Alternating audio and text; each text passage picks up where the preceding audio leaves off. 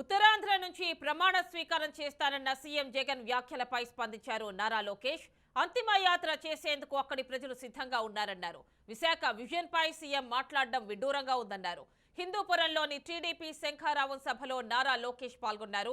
ఈ సందర్భంగా మాట్లాడిన నారా లోకేష్ వైసీపీ సర్కార్ 26,000 మంది బీసీలపై అక్రమ కేసులు పెట్టారని ఆరోపించారు. బీసీలకు రావాల్సిన 25,000 కోట్లను దారి మళ్లించిందని దుయ్యబట్టారు. తాము అధికారంలోకి రాగానే బీసీలకు ప్రత్యేక రక్షణ చట్టం తీసుకొస్తామన్నారు.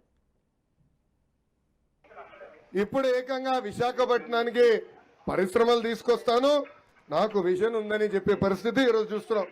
విశాఖపట్నానికి నేను వస్తానంటే ఏకంగా ఎల్జీ పాలిమర్లో గ్యాస్ లీక్ అయిపోయింది. రెండోసారి వస్తానంటే అక్కడ ఉన్న ఫ్యాక్టరీ రియాక్టర్లు పేలిపోయినాయి.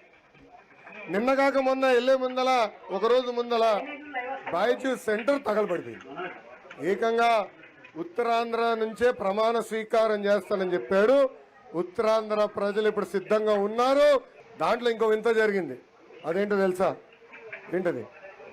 గ్రాఫిక్స్ తో ఒక కొత్త భవనం చూపించాడు. అక్కడ చూసారా? అది వాళ్ళకి బ్రాండ్. అది ఏంటది? కోడికత్తి బ్రాండ్. రాత్రికి రాత్రి జగన్ ఒక డిజైన్ చూపించాడు. నేనే ఆశ్చర్యపోయా, అబ్బా ఎక్కడొచ్చిందిరా ఏడి అని. అప్పుడు నా పిఆర్కి ఫోన్ చేసి రే కనుక్కో ఎక్కడి నుంచి వచ్చింది రైతు అని అడిగాను.